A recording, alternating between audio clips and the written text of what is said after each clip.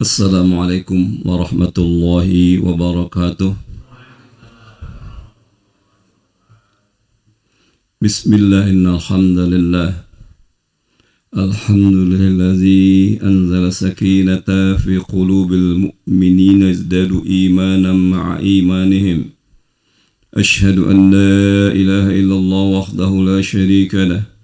واشهد أن محمدا عبده ورسوله لا نبي بعده والصلاة والسلام على رسول الله نبينا محمد ابن عبد الله وعلى آله وصحبه ومن تبعه لا حول ولا قوة إلا بالله. Para jamaah hadirin hadirat yang dirahmati Allah, mari kita senantiasa panjatkan puji dan syukur kepada Allah Subhanahu wa taala yang karunia dan nikmatnya tidak terhingga sehingga kita tidak sanggup menghitungnya.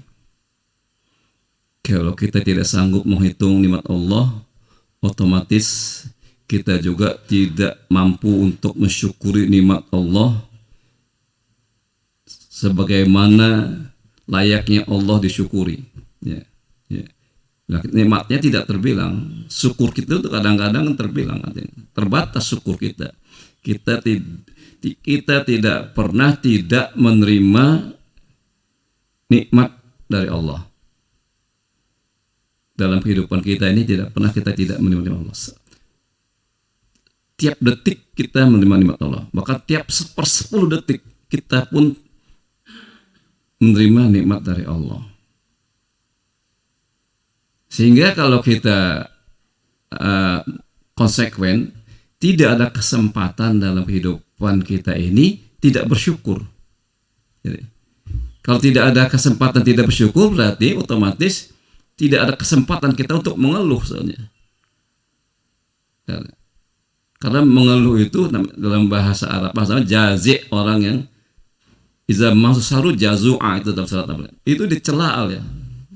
Dosa gitu kalau mengeluh itu dosa. Ya. Jadi bandingkan begitu. Kalau setiap detik kita selalu menerima Allah, maka setiap detik pula kita harus bersyukur. Oleh karena itu, marilah kita liputi hidup kita ini dengan rasa syukur kepada Allah. Karena tidak ada kesempatan di dalam waktu kehidupan kita ini tidak bersyukur kepada Allah. Dan syukur yang tertinggi adalah kita diberi nikmat iman dan Islam sehingga kita bisa selalu ingat dan ingin mendekat kepada Allah. Para jamaah hadirin hadirat ya Allah, jadi kita mengawali kajian kita pada pagi hari ini. Saya ingin menyampaikan ungkapan yang disampaikan oleh Ibnu Jauzi. Ibnu Jauzi itu adalah seorang ulama salaf, ulama yang abad kelima, jadi berbeda dengan Ibnu Qayyim al-Jauziyah. Ibnu Jauziyah itu abadnya abad ke-8 ya. Ini Ibnu Jauziyah abad kelima. Dia berkata kaitan ketika memberi nasihat kepada murid-muridnya di bulan Ramadan, dia berkata, innal khayla idza saraqat nihayah idmarun bazal.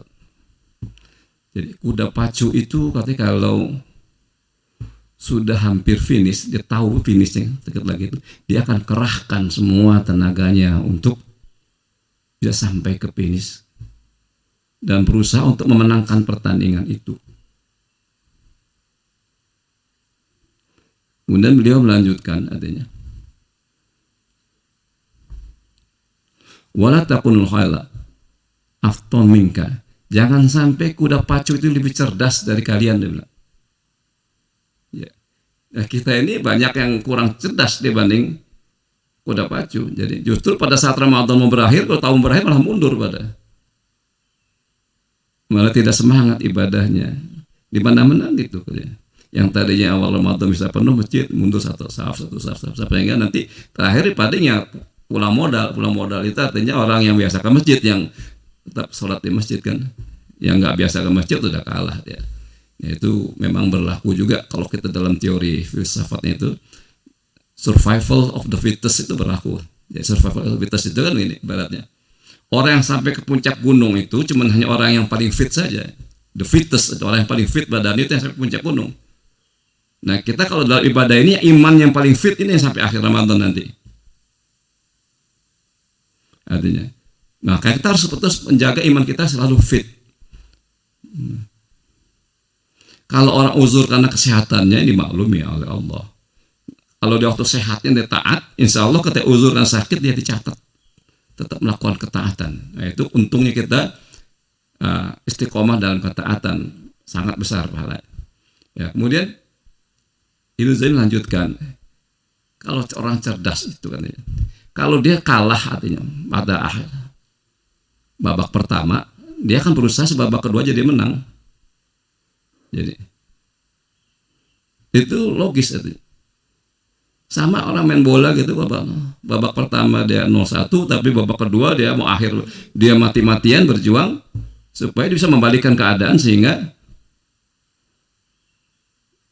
dia jadi pemenang. Jadi kemudian dia mengatakan kalau kamu tidak berhasil menjadi baik di awal Ramadan, maka adalah kalian masih punya kesempatan untuk memperbaikinya di akhir Ramadan ini. Bahkan katanya nanti orang yang memperbaiki diri di akhir Ramadan itu nanti dia akan mendapat nilai yang sama dengan orang yang seluruh Ramadan itu dia diliputi dengan kebaikan.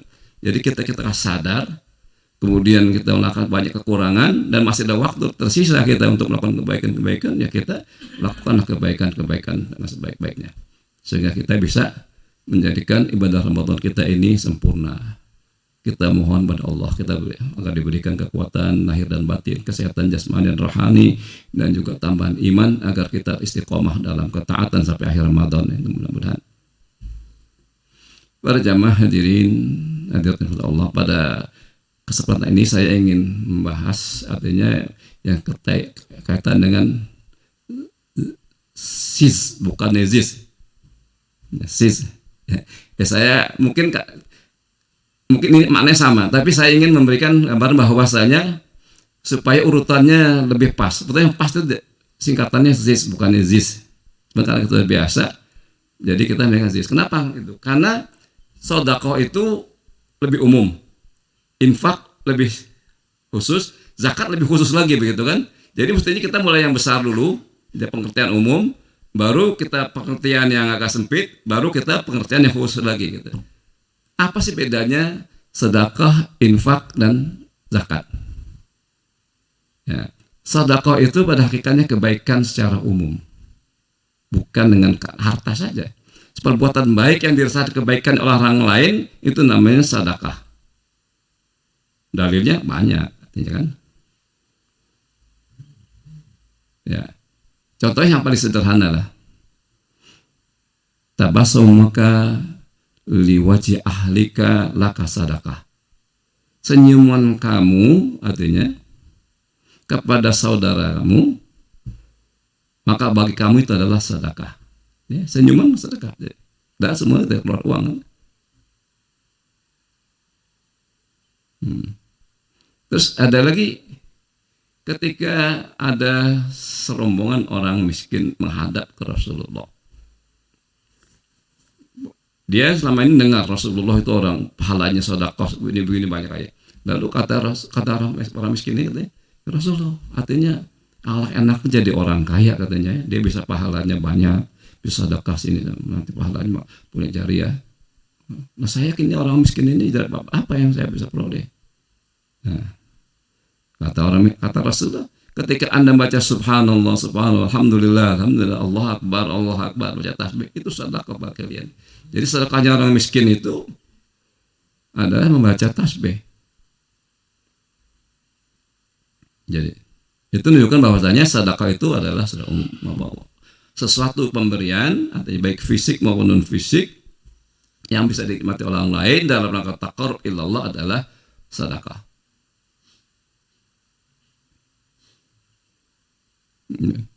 Contoh yang lain artinya, kita sudah tahu hadisnya, itu sudah hafal walaupun nggak matan yang nggak hafal, nggak hafal, tapi kita sudah tahu maknanya.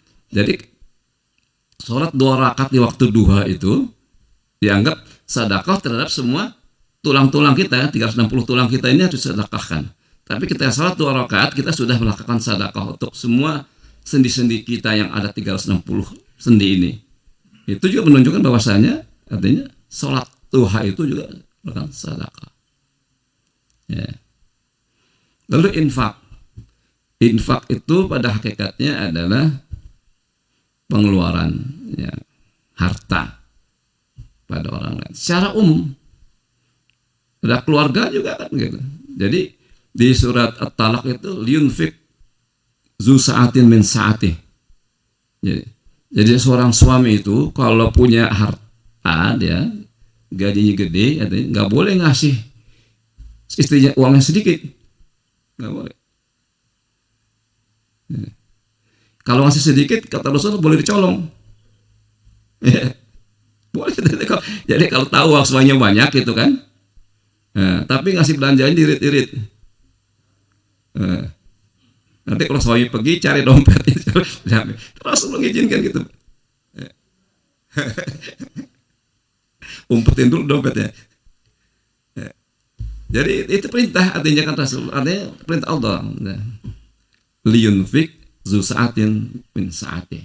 Jadi hendaklah seorang suami itu memberi nafkah kepada istrinya sesuai dengan keluasan yang dia miliki. Jadi kalau suaminya, jangan suaminya banyak uangnya, dia traktir temennya kanan kiri makan di restoran, istrinya suruh dikasih ala kadarnya, suruh belanja di situ apa di Narti sana belanja di situ. Jadi ada kewajaran ya, supaya artinya kalau dia punya peluangan, tapi juga kalau suaminya memang nggak punya, ya istrinya harus sabar juga gitu kan. Jadi kebalikan, jadi harus sabar juga. Itu timbal balik, selalu ada timbal balik. Dalil itu selalu ada di dalam Islam. Dalil bahwa orang kaya ada, dalil bahwa orang miskin ada. Tetapi nggak boleh dibalik, nggak boleh dibalik. Jadi kan orang kaya itu punya kewajiban kan, kalau orang minta dikasih gitu. Kalau orang minta dikasih. Tapi kalau orang miskin, dalilnya nggak boleh minta-minta gitu kan. Kalau nanti dia kalau minta-minta nanti di akhirat itu hanya mukanya nggak ada dagingnya gitu kan. Di kitab Sholihin kan gitu cerita. Tapi jangan dibalik. Orang kaya ada orang miskin minta, dikasih dalil itu. Wah, kamu jangan minta-minta, nanti di akhirat kamu nih dihina, terhina artinya, karena nanti dibangkitkan Allah dalam keadaan mukanya nggak ada dagingnya. Salah. Jadi, orang kaya, orang miskinnya nggak mau halal lagi. Neraka tuh, nggak mau bantu orang miskin gitu. Ya, dalilnya harus kita pakai secara tepat dan proporsional. Karena Allah katanya agama Islam ini bukan agama orang kaya saja, bukan agama orang miskin saja. Jadi masing-masing ada dalil. Kembali, kemudian zakat itu jelas kita. Zakat itu adalah pengeluaran atas harta tertentu yang sudah mencapai haul dan nisab. Haul itu jangka kepemilikan, nisab itu jumlah harta yang tertentu. Jadi kalau belum terpenuhi haul dan nisabnya, artinya tidak wajib zakat itu. Jadi haulnya belum terpenuhi, nisabnya belum terpenuhi, tidak wajib hartanya. Sekalipun banyak. Ada ustadz terkenal di TV sering, tapi dia ngaku saya tidak pernah bayar zakat, dia bilang. Saya bayar zakat. Gimana? Saya nggak pernah. Saya begitu dapat ceramah saya kasih. Dia bilang, ini bakal pesantren, ini bakal dan yatim, ini bakal beasiswa. Dari TV sering. Udah almarhum orangnya. Ya rumah sederhana di Pondok Bambu.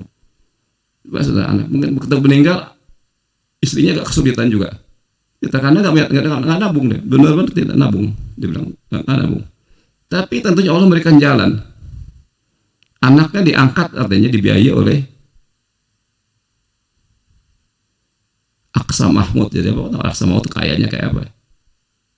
Jadi anaknya ditanggung sama Aksa Mahmud, istrinya juga kasih rumah satu.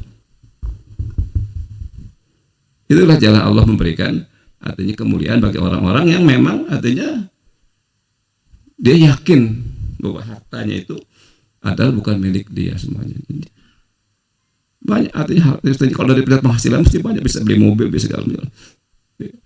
Sering di TV, sering Rahman mati nggak pernah, jadwalnya nggak pernah kosong. Tapi dia ngaku bahwa saya tidak pernah bayar zakat. Mana bayar zakat? Saya begitu dapat uang saya kasih bakal pesantren, kasih bakal orang yatim, bakal dia tidak pernah dapat. Tapi infaknya banyak, insya Allah diampuni Allah, insya Allah artinya jariahnya banyak. Ya. Para jamaah hadirin hadirat yang Allah, ini barangkali jadi perhatian kita. Jadi harta itu adalah amanat. Ya, amanat yang harus kita pegang. Karena pertanyaan yang termasuk yang berat itu ada pertanyaan ada mengenai harta. Min aina iktasabat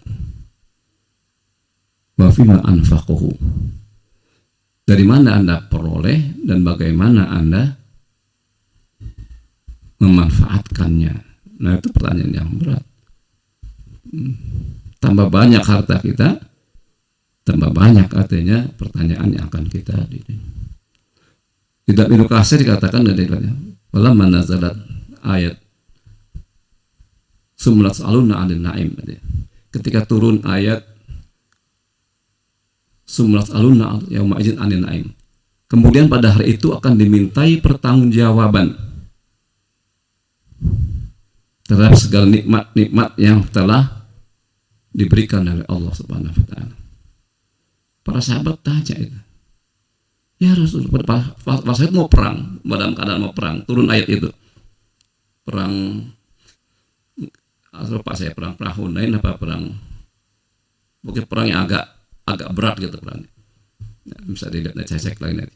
Jadi para sahabat tanya, "Ya Rasulullah, kami ini cuma punya pedang, punya korma sama air putih, apa diminta juga pertanggungjawaban dengan itu?" Iya, itu juga diminta pertanggungjawaban. Bayangkan, dia punya air putih, korma sama pedang untuk perang itu. Rasulullah tanya ke Rasulullah, karena sahabat itu selalu begitu. Sahabat itu begitu turun ayat, dia merasa ayat itu ditujukan pada diri mereka. Kalau kita barangkali enggak gitu rasanya. Kalau ada ceramah, kita selalu bukan diceramain, bukan kita orang tetangga sebelah ini ceramain, kita juga diceramain begitu, selalu begitu kan, sehingga tidak meresap di hati kita. Tapi kalau sahabat begitu turun ayat, asal ditanya, ya Rasulullah, ini ayat beneran nih katanya. Apakah kita bisa diminta juga? Nanti pertanggungjawaban saya kita aja punyanya pedang bakal berjihad, kemudian korma bekal korma dan air putih itu ya termasuk. Tanya dia. Bayangkan, artinya kita harusnya ketika kita memiliki lebih dari itu ya kita harus pertama kali ya bersyukurlah, kita bersyukur kemudian ya kita menggunakannya dengan sebaik-baik. Tidak ada jalan yang paling baik ketika kita mempunyai harta kecuali memanfaatkan hartanya itu di jalan Allah. Karena kalau tidak berat. Nanti di dalam ayat Quran surat At-Taubah Allah berfirman, "Allazina yaknizuna az-zahaba wal fiddata wa la yunfiquna fi sabilillahi fabashshirhum bi'azabin alim." Orang-orang yang menimbun hartanya dan tidak diinfakkan di jalan Allah, fabashshirhum bi'azabin alim, maka berilah kabar gembira. Ini kabar gembira sindiran. Ya, berilah kabar gembira bahwa dia akan menerima azab yang pedih. Nah, Ustadz yang saya bilang tadi itu dia pernah pakai ayat ini. Maka saya tidak mau nyimpan harta, dia bilang. Seperti Rasulullah juga nggak nyimpan harta, dia bilang. Nanti masa depan gimana? Ya kita Allah, nanti kan kita juga dulu nggak tahu masa depan kita gimana, dia bilang. Nanti Allah akan atur sendiri kalau kita yakin. Ya, ternyata bilang yakin betul, yakin. Nah itu ternyata berbuah. Dia nggak khawatir anaknya nanti gimana, nggak khawatir nanti keluar istrinya kalau dia meninggal gimana.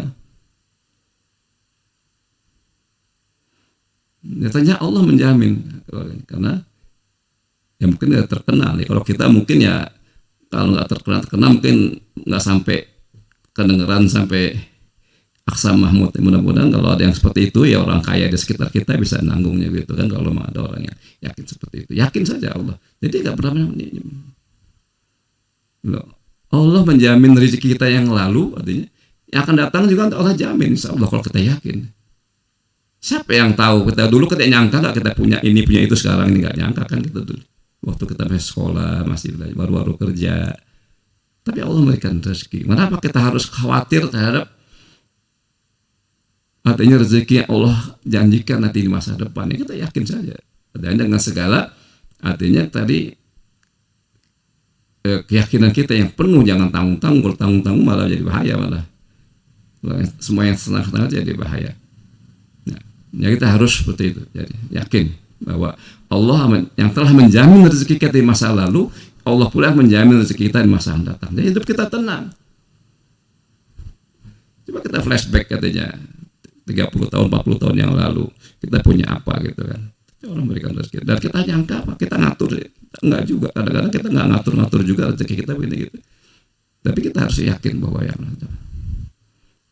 Dan ini bagian dari iman kita yang bisa mewujudkan ketawakalan pada kita. Para jamaah hadirin hadirat rahimakumullah. Ya, berkaitan dengan tadi bahwa Rasulullah juga seperti itu artinya. Ketika Rasul tidak meninggalkan harta ketika beliau wafat, padahal ghanimah yang beliau dapat itu paling besar. Beliau mendapat humus, seperlima dari ghanimah, yang 80% itu dibagi kepada ratusan bahkan ribuan sahabat secara proporsional. Kalau misalnya ghanimahnya dapat berapa ribu dinar gitu kan, Rasul dapat 1000 dinar misalnya. 1000 dinar itu kan kurang lebih 2 miliaran atau 4 miliaran sekarang. 4 miliaran 1000 dinar. Kalau 1000 dinarnya ghanimahnya itu Rasulullah dapat 800. Dapat 200 dinar. 200 dinar itu berarti kalau 1000 dinar itu 4 miliar kan. Berarti Rasulullah 800 juta dapatnya. Tapi beliau tidak langsung dibagikan nanti beliau. Enggak untuk tabungan, bahkan nanti untuk turunannya gimana aja kan beliau waktu meninggalkan tidak berapa.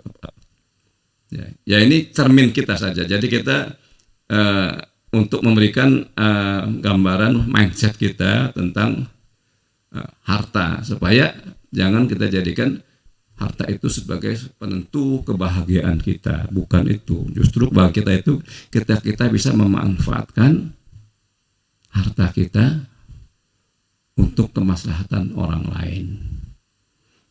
Dalam hadis yang berkaitan dengan Ramadan dikatakan bahwasanya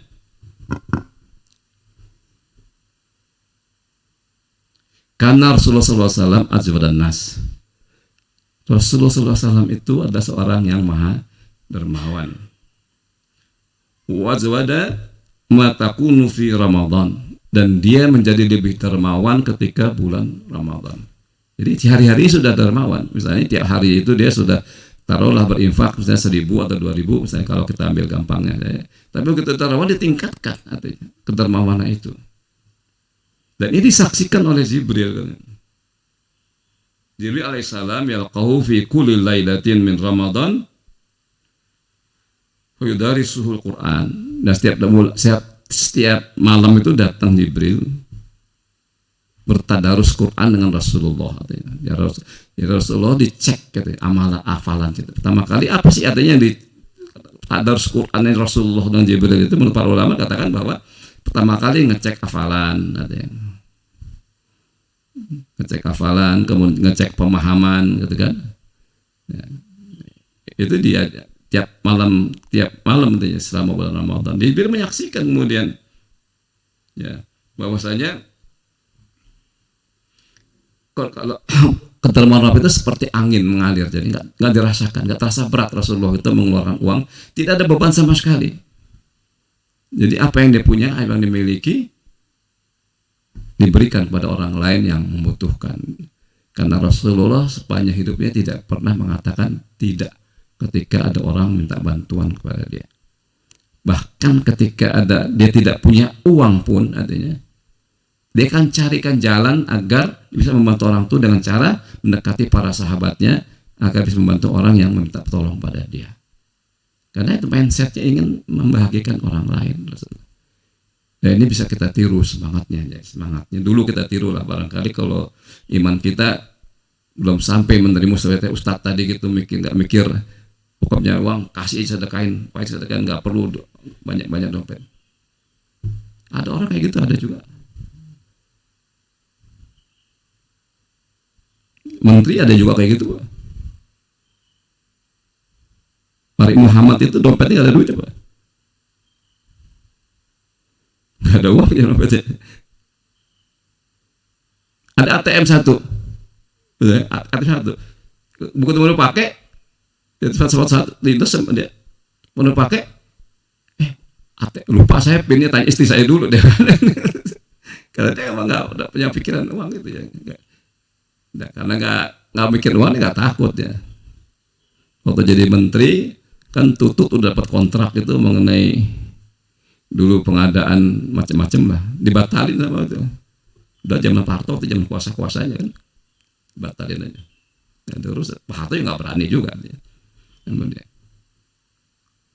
Dan juga nosing terus, dia mau diberhentikan, mau diberhentikan nggak ada masalah bagi dia. Jadi orang yang punya integritas seperti itu memang jarang, Pak. Tapi dia yakin bahwa dia benar. Ya. Nah, kemudian kita supaya punya pandangan tentang harta ini, ada sebuah hadis lewat Imam Muslim. Kata Rasulullah SAW, orang itu selalu berkata, mali, mali, mali, ini hartaku, anda hartaku. Kata Rasulullah, apa ya harta itu? Harta itu cuma 3, artinya dia bilang, kata Rasulullah. Innamalahu min salas. Harta itu cuma 3, apa itu? Ma'akala fa'afna, apa yang kau makan nanti akan keluar dari lepang pelepasan. Apa yang kita makan ini keluar nanti ampasnya itu di lubang pelepasan. Allah bisa fa'abla, atau yang kita pakai pakaian lama-lama lapuk, rumah juga lama-lama jelek, bisa ambruk gitu, bahkan layak, mobil lama-lama rusak. Jadi apa yang kita makan akan jadi habis, hilang. Yang kita pakai itu kita beli jadi barang-barang, nanti lama-lama juga akan rusak. Nah, yang ketiga, atau yang kamu berikan pada orang lain sebagai sedekah, itu yang apa? Harta kamu, artinya. Harta kamu sesungguhnya itu harta kamu. Artinya. Selain itu, artinya selain yang berikan, semuanya akan hilang nanti. Kalau kamu nggak ditinggalkan harta itu akan meninggalkan kamu. Jadi dua, artinya kita meninggalkan harta, kalau kita meninggal dunia, harta kita tinggalkan. Atau harta itu meninggalkan kita dengan berbagai macam cara. Allah punya berbagai cara untuk mengeluarkan harta dari kita. Bisa karena saya tertipu, gitu kan? Bisa dicuri orang, bisa dirampok orang, atau kita pakai ke dokter, gitu kan? Habis harta kita. Kita tidak manfaatkan harta itu ya. Kalau kita ke dokter kan kita tidak manfaat harta itu. Kalau perlu berobat, capek-capek kita cari, artinya, tapi habis artinya untuk biaya berobat. Jadi artinya maka itu harta yang paling abadi adalah harta yang kita sedekahkan. Jadi siapa bilang harta itu tidak dibawa mati? Harta itu bisa dibawa mati.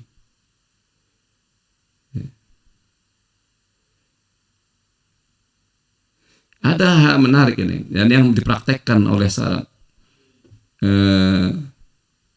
cicitnya Rasulullah SAW, namanya Ali Zainal Abidin. Jadi beliau mempraktekkan hadis ini. Apa dia bilang? Jadi ketika ada orang minta uang kepada dia, apa yang dia bilang? Marhaban ya man yahmilu mali ilal akhirat. Selamat datang orang yang akan membawa hartaku ke akhirat. Kebayang sama kita gitu. Jadi ada orang minta tolong ini, dikata selamat datang. Oh, berarti ini gosen saya ini sampai akhirat, harta saya ini dapat gratis, dia bilang, saya nggak perlu cari-cari lagi. Itu menunjukkan ketinggian iman. Ya. Selamat datang, bukannya orang, kalau kita kan orang minta tolong kesel kadang-kadang kita kan, kadang-kadang kalau dia malah dia senang, malah dia terkenal tuh ucapan itu. Jadi, selamat datang orang yang akan membawa hartaku ke akhirat, karena aku tidak sanggup membawa harta ke akhirat. Kan kita nggak sanggup harta kita akhirat. Apakah kita mau kayak orang Cina gitu hartanya dikubur? Hah? Supaya bekal di akhirat. Dicolong orang malah sekarang karena tahu dicolong orang. Sekarang orang Cina pintar, yang dikubur uang palsu kan, ya duit-duitan duit-duitan karena dulu ya colong soalnya dibongkar kuburan Cina itu kan ditaruh macam-macam. Nah, akhirnya ditipu loh orang kasih uang palsu. Jadi ya, itu menunjukkan bahwasanya orang-orang yang saleh dulu memberikan pelajaran kepada kita tentang bagaimana kita seharusnya perasaan kita terhadap harta ini. Yakin betul akan firman Allah surah Al-Ma'arij, fi amwalihim haqqum ma'lum lis-sa'ili wal mahrum. Di harta mereka katanya ada hak orang lain, baik dia meminta atau tidak meminta. Nah, kadang-kadang kita ini harus sensitif juga, jangan nunggu orang minta pada kita. Ada orang yang punya harga diri untuk tidak meminta padahal dia butuh. Dan kalau kita tahu orang seperti itu, dia lebih berhak untuk menerima sedekah kita, dia lebih berhak artinya menerima zakat kita. Ini harus kita sadari. Jadi dia harus. Dan kadang-kadang orang itu bisa jadi saudara kita, Pak. Orang yang punya hubungan dekat dengan kita, itu lebih berhak lagi. Maka ada ulama, sebagai ulama kita mengatakan, saudara kandung itu tidak berhak untuk didapat zakat. Tapi bukan berarti tidak boleh diberi. Justru kewajiban lebih tinggi dari zakat. Jadi kalau harta kita berlimpah, ada saudara kandung kita miskin, susah makan, dosa kita, dan tidak boleh kasih zakat, dikasih bagian yang lain yang lebih besar dari zakat, supaya tidak terlalu jauh antara kita dengan saudara kita itu. Dikasih zakat adalah orang yang jauh-jauh kasih zakat, karena cuma 2,5%, sedikit. Kalau adik kita, artinya saudara kita sekandung, seharusnya kalau kita mengunjul 2 atau 3, dikasih 1 lah ke dia gitu kan, gitu. Kalau kita punya rumah 10, saudara kita nggak punya rumah, harus kita kasih. Kalau kasih zakat aja nggak cukup dia beli rumah.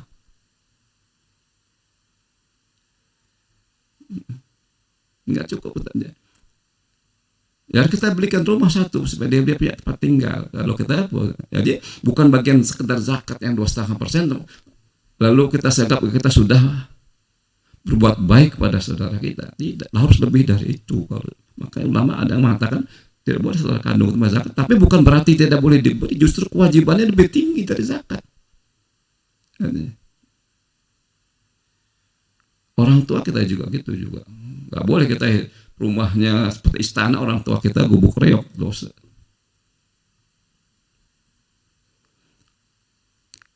Wabil wali ihsana, perintahnya seperti itu. Pada orang tua itu kita harus berusaha lebih berbuat baik daripada apa yang dia telah berbuat baik kepada kita. Nah, perintahnya seperti itu, bukan sekedar berbuat baik saja, tapi harus lebih baik kita perbuatan kita itu pada orang tua kita daripada perbuatan orang tua kepada kita. Walaupun barangkali dari segi artinya emosional, dari segi artinya rohani tidak mungkin kita bisa berbuat lebih baik dari orang tua kita, tapi dari segi materi minimal kita harus berbuat baik pada orang tua kita. Bahkan ketika orang tua kita meninggal pun kita tetap harus berbuat baik. Kadang-kadang kita sering melupakan ini kewajiban berbuat baik itu kepada orang tua, seolah-olah putus setelah orang tua kita meninggal. Tidak, tetap artinya berbuat baik. Cukup dengan doa saja? Tidak cukup. Kita harus wakafkan orang tua kita. Ya, kalau bisa, kalau orang tua kita masih hidup, artinya dulu sering kita kasih uang tiap bulan sama dia, waktu meninggal kita kasih uang juga orang tua kita, sedekah atas nama orang tua kita. tetap kita sedekah. Dulu masih 200.000, 300.000 tiap bulan, 20 tahun yang lalu, ya dah sekarang mestinya naik mestinya gitu kan. 11 juta gitu sekarang kalau 20 tahun yang lalu ini. Tapi kalau kita barangkali terbatas uangnya, udahlah tetap 200.000 juga bagus juga. Tapi tetap ada, Pak. Jadi kalau dulu sering ngasih orang tua tiap bulan, bakal jajan gitu kan. Nah, tetap kita kasih. Ini sedekah atas orang tua. Kita cari kalau bisa ya yang sangat bermanfaat gitu kan. Kalau kita punya uang, cari anak pesantren yang lagi hafal Quran, biayai atas nama orang tua kita. Kalau kita tidak sanggup, panggil saudara-saudara kita yang lain, yuk kita patungan yuk bakal orang tua kita ini supaya ada adik kita membiayai seorang biasa hafiz Quran. Itu pahalanya besar. Dan pahala berbakti pada orang tua itu kan membawa keberkahan pada kita. Kita akan berkah kita nanti hidup kita. Dan insya Allah artinya berlaku hukum alam yang Allah tetapkan. Birru aba'akum tabarrukum abna'akum. Kalau kita berbakti kepada orang tua, nanti anak kita juga akan berbakti kepada kita.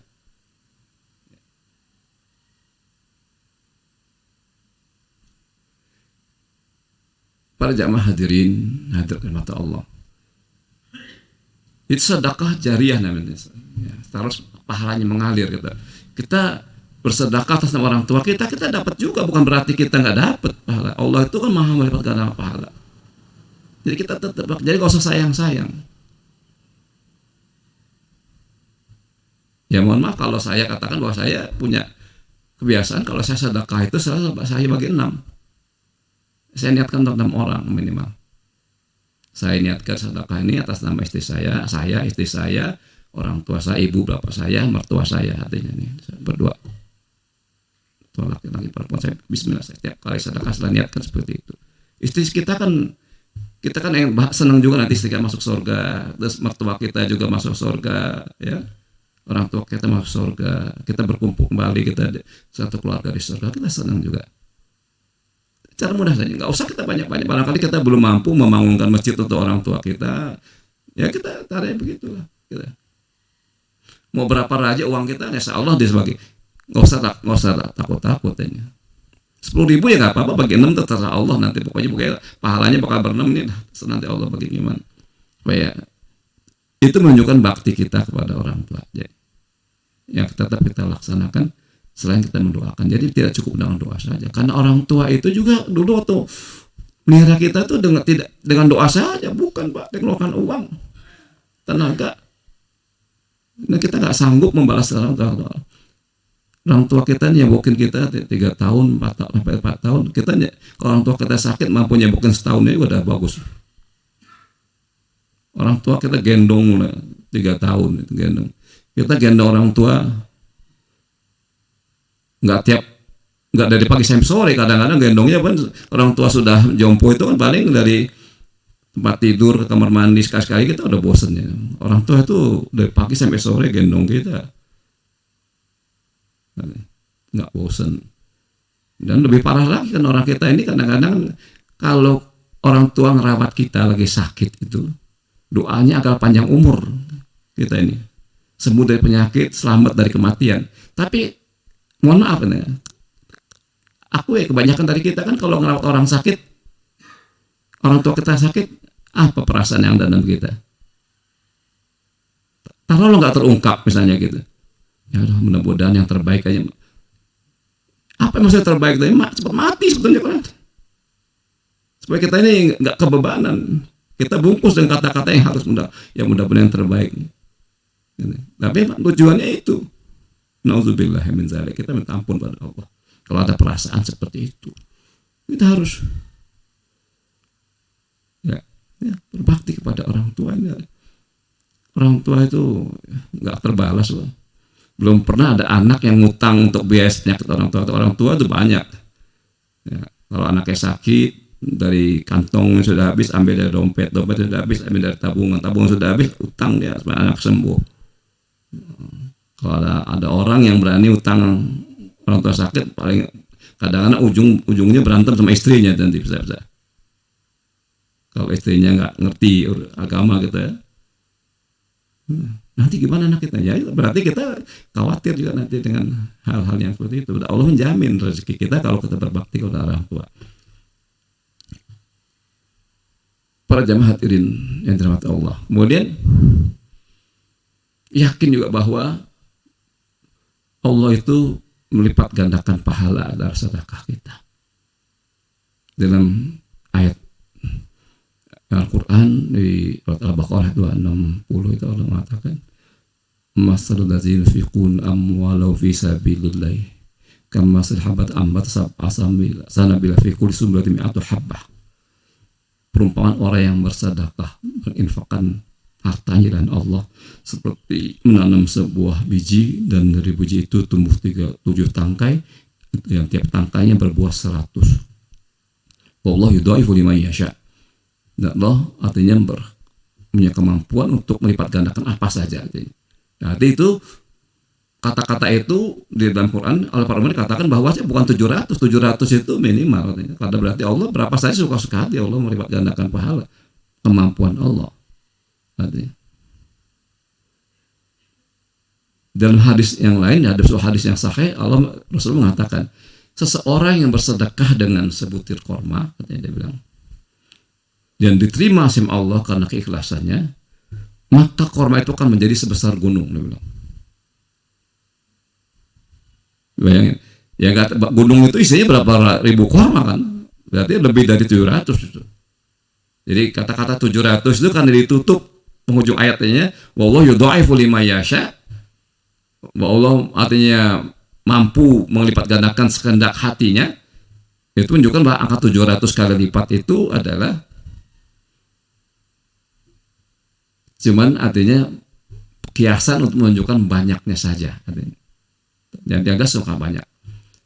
Kemudian dan hadis yang tadi kata saya bahwa seseorang itu bersedekah seperti korma, kemudian diterima oleh Allah karena diikhlas, artinya kemudian korma itu di tangan Allah akan menjadi sebesar gunung, artinya.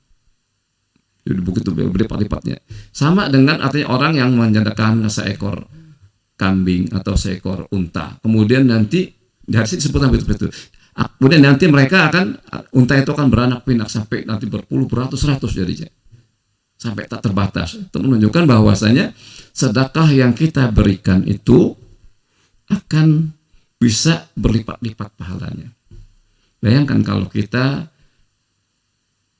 bersedekah, artinya berinfak, menjadikan seseorang itu hafiz Quran.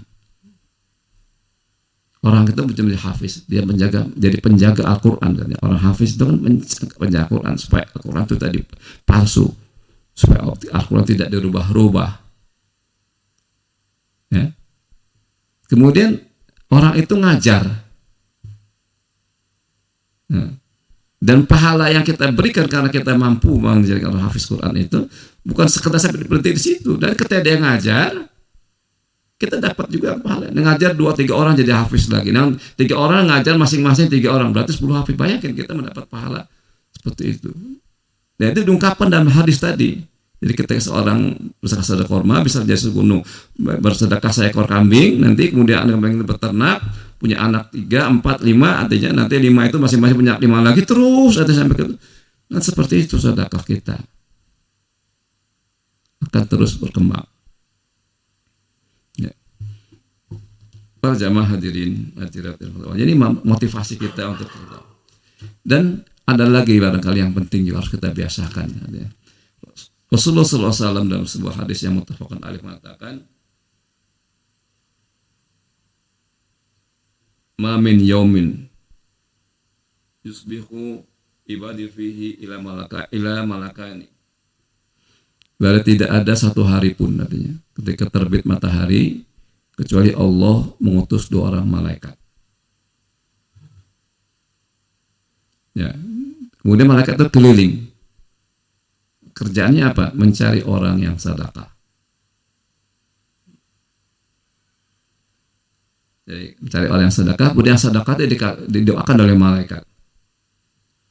Allahumma ati munfiqan khalafan. Ya Allah, berikanlah orang yang bersedekah hari ini ganti yang lebih baik.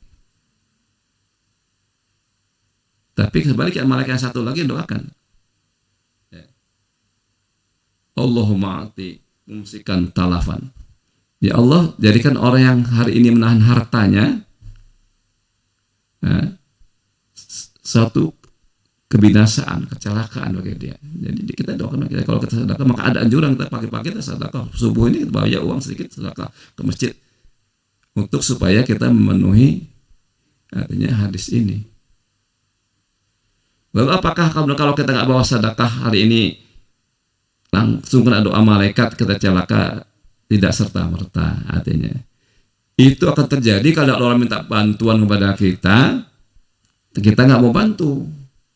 Jadi langsung pagi ini artinya kita kalau kita lupa pagi ini, siang nanti kita sedekah gitu. Pokoknya tidak ada hari tanpa sedekah anjurannya gitu. Dan usahakan juga tidak ada hari tanpa kita membantu orang, atau tidak ada hari ketika ada orang meminta tolong pada kita tidak mau lakukan. Nah, ya. Yang didoakan malaikat celaka itu yang mumsik itu nahan. Nahan itu kan kalau ada yang minta kemudian dia tidak kasih, itu tidak tahan. Kalau kita masih disimpan dari kita, tapi kita sudah niat mau sedekah tapi belum ketemu orang yang kita akan sedekahin, ya itu belum termasuk doa malaikat itu. Tapi kalau kita benar-benar menahan ada orang minta bantuan, kita artinya tidak bantu, ya kita harus hati-hati. Makanya kadang-kadang kita susah juga deh Pak. Zaman sekarang ini kan kita tukang minta-minta banyak, bahkan kadang-kadang ketemu juga orang, kan viral itu, ada orang yang ketemu pagi-paginya minta dengan dikasih uang, rupanya ketemu orang itu di bank hari itu juga. Nah, di video itu, ini orang ini di video, saya tadi pagi baru kasih orang ini kata uang sedekah 5.000 per, tapi siangnya itu ketemu di bank nyetol 5 juta. Di video kan viral tuh orang. Nah itu bukan omong kosong, banyak Pak. Nanti di kampungnya, di rumah. Ini teman saya Ustadz ada satu yang cerita. Jadi Ustadz ini Ustadz sederhana. Dia karena artinya terbatas uangnya, artinya ya penghasilannya terbatas. Dia artinya hari raya itu Idul Fitri, dia pergi ke kuburan Pak. Pergi kuburan, dia jualan main anak kecil. Jadi main anak kecil. Jadi ada orang ziarah, ada pada beli. Di sebelahnya ada pengemis. Dia ngintip juga. Cerita ini betul. Ngintip. Saya jualan ini katanya dapat cuman 300.000 omsetnya. Jadi untungnya cuma 100.000. Saya ngintip pengemis itu Pak. Dia bilang 1 juta dapatnya. 1 juta dapatnya. Dihitung. Kan ada 11 bulan ya. Yang saya ngemis dia ada 11 bulan dia. Dihitung dia dong, 5.000. Ada 10.000, ada yang baik lagi 50.000 dikasih. 1 juta dia bilang, saya ini 300 omset, dia bilang saya 100.000. Panasnya sama tuh di kuburan. Ini kan jadi ironis jadi kan. Ya kita ini.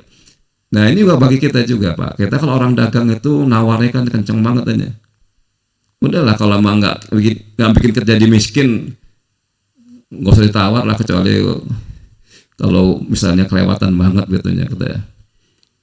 Beli sayur harganya 200.000 ya enggak ya. Kalau beda-beda 1.000 aja bayar aja lah. Jangan ditawar lagi, karena kita supaya orang itu jadi semangat kerja. Nah, kita kadang-kadang kan herannya kita ini kan gini, lebih dermawan pada orang kaya daripada orang miskin. Beli bakso kembali kurang 5.000 karena dia susah nyari tukerannya, dikejar terus Pak. Tapi kita ke restoran, di hotel, belakang kayak orang kaya, pakai bayar pakai kredit ATM, kasih tip lagi 50.000 lagi itu loh. Belakangnya udah besar orang itu. Hotel, karena dia kan dapat service charge-nya 10% dari kita. Jadi kalau di kedai hotel kan plus-plusnya kan 10%-nya kan bakal pelayan itu kan 10% itu. Kita masih tambahin lagi 50.000. Tapi tukang bakso kita yang kurang 5.000, atau tukang ojek itu kurang 5.000 suruh nyari tukerannya, atau 2.000 malah kadang suruh nyari tukerannya. Udah ikhlasan aja Pak, ngapain gitu. Cara kita untuk mendapat keberkahan bisa dengan bermacam cara harus kita. Jadi kembali kepada tadi bahwa marilah kita lebih dermawan seperti yang diajar Rasulullah SAW. Ya terakhir kita harus yakin juga bahwasanya ada hadis Rasulullah juga, hadis ini sahih juga. Mana qasat sadaqat min malin. Harta itu tidak akan pernah berkurang dengan sedekah. Jadi tidak ada orang yang rajin sedekah itu miskin, nggak ada. Karena keberkahan akan selalu mengiringi orang yang rajin sedekah. Kebahagiaan akan selalu mengiringi orang yang bersedekah. Itu jadi patron kita, keyakinan kita. Jadi, insya Allah kalau kita bisa keyakini semua ini, Allah akan memberikan rasa bahagia terutama kepada kita, dan kemudian Allah memberikan keberkahan. Ada satu lagi hadis ini, saya baca inti saja. Jadi orang yang rajin sedekah itu potensi husnul khotimahnya lebih tinggi. Jadi orang yang ahli maksiat tapi rajin bersedekah ditunggu tobatnya sama Allah. Jadi orang ahli maksiat itu tapi dia rajin bersedekah, dia ditunggu tobatnya sama Allah. Karena nanti didoakan sama orang-orang itu yang sedekah, ya Allah mudah-mudahan dapat rahmat dari Allah gitu kan. Jazakumullah, balas dari Allah itu berupa hidayah dari dia untuk bertobat. Sebaliknya orang ahli ibadah tapi pelit, itu potensi husnul khotimahnya tinggi karena nanti orang sakit hati, bisa didoakan kejelekan orang-orang yang merasa artinya tidak dapat perhatian dari yang seharusnya dari orang yang baik. Para jamaah hadirin itulah barangkali kajian kita pada pagi hari ini. Artinya mudah-mudahan bermanfaat bagi diri saya pribadi dan juga bagi kita semuanya, menjadi inspirasi untuk melakukan kebaikan-kebaikan, dan kita melengkapi ibadah Ramadan kita ini dengan kedermawanan karena Rasulullah SAW juga melakukan hal seperti itu. Mudah-mudahan Allah memberikan keberkahan pada kita semua. Kalau satu pertanyaan atau dua barangkali silakan, kalau ada yang bertanya, kalau nggak ada ya alhamdulillah. Mudah-mudahan jelas semua. Cukup ya? Cukup, alhamdulillah. Ya, kita tutup dengan kalimat subhanallahi wa bihamdika asyhadu an la ilaha illa anta astaghfiruka wa atubu ilaik. Assalamualaikum warahmatullahi wabarakatuh.